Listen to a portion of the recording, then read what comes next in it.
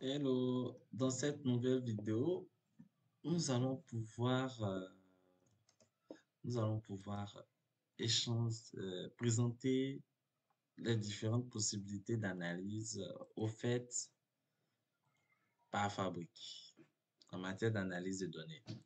Donc, il faut savoir que avec Fabric, tout à l'heure, nous avons parlé des data lakehouse et warehouse. Derrière chaque outil de stockage, on va pouvoir placer un modèle sémantique. Notre modèle sémantique, en vérité, c'est l'ensemble, un certain nombre d'étapes qu'on va pouvoir sélectionner pour dire à Fabric qu'on souhaite les lier, les intégrer dans un domaine d'analyse. Bon, du moins, je vais appeler ça une analyse. Donc, notre modèle sémantique va être pouvoir lié à une ou plusieurs analyses selon vraiment l'objet, le métier, l'objectif de l'outil que nous souhaitons concevoir. Donc, ses caractéristiques, c'est que ce modèle, d'abord, il va intégrer un certain nombre d'étapes. Donc, on n'est pas obligé de prendre toutes les tables au niveau de, comment dirais-je, de notre data warehouse ou lakehouse pour pouvoir définir le modèle sémantique. Et en cela, c'est aussi une procédure de sécurité parce que ça peut devenir très intéressant en matière de sécu dans la mesure où on va pouvoir avoir un data warehouse avec plusieurs, je dirais, un data warehouse avec plusieurs tables. Seulement, on va créer des modèles sémantiques liés à certaines activités ou bien liés à des objectifs d'analyse. Par exemple, on récupère l'ensemble des tables utiles pour la comptabilité, la gestion commerciale dans Odoo, mais on crée deux modèles sémantiques. Un modèle pour les informations de comptabilité destinées aux comptables, à l'équipe comptable, etc., etc. Et un autre modèle pour la gestion commerciale, donc les ventes, la CRM, etc., etc. Le gros avantage, on a deux modèles sémantiques, on a deux outils d'analyse, donc on a, je dirais, deux sources de données d'analyse. Donc, on pourra verrouiller chaque équipe sur un modèle spécifique. Celui-ci, il voit cette équipe va voir ce modèle-là. Par exemple, l'équipe comptabilité va voir uniquement le modèle de la compta sans voir celle de la gestion commerciale et vice-versa pour l'équipe de la gestion commerciale.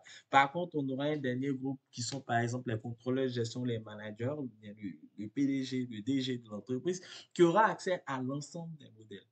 Donc ça, c'est déjà un niveau de sécurité. Côté, je dirais, structure de notre modèle sémantique. On a aussi le traditionnel modèle de système de sécurité RLS, Row Level Security, qui va vous permettre de faire vraiment une sécurité côté ligne. Donc, on va pouvoir filtrer la vue de certaines lignes à certains utilisateurs. Donc, par exemple, pour revenir encore dans le même cas, on a trois entreprises, on va pouvoir filtrer les données pour pour les comptables et les directeurs financiers de chaque entreprise, de manière à ce que le directeur financier de cette entreprise, il voit uniquement les données de son entreprise alors que le directeur financier groupe, lui, pourra voir l'ensemble des données de toutes les entreprises. Donc, ça, c'est vraiment deux possibilités offertes en termes de sécurité par les modèles sémantiques. Ensuite, on va pouvoir mettre en place nos liaisons, nos traditionnelles raisons, les différentes relations. Les relations, elles vont pouvoir lier les tables de faits aux dimensions. Donc, c'est des possibilités d'analyse qu'on va pouvoir avoir afin de pouvoir faire des filtres spécifiques. Donc, déjà, on va pouvoir filtrer les informations des écritures comptables en fonction de l'entreprise. Ici, par exemple, voilà. Ici, les informations, l'écriture, les comptes analytiques, non. Donc, c'est ici. Les informations, voilà. Et compte move line, ce sont les écritures comptables. Donc, on va connecter la table contenue des entreprises aux écritures comptables pour pouvoir filtrer sur les écritures comptables.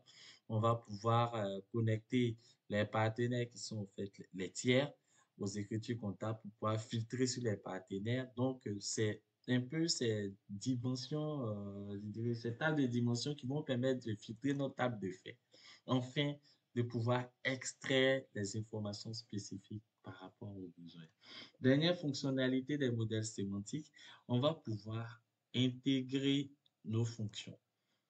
Les fonctions, on va pouvoir les écrire en DAX, avec DAX, le langage DAX, pour ceux qui connaissent déjà Power BI, le langage DAX, c'est le langage qui va nous permettre d'enregistrer les opérations. Donc, je zoome un peu.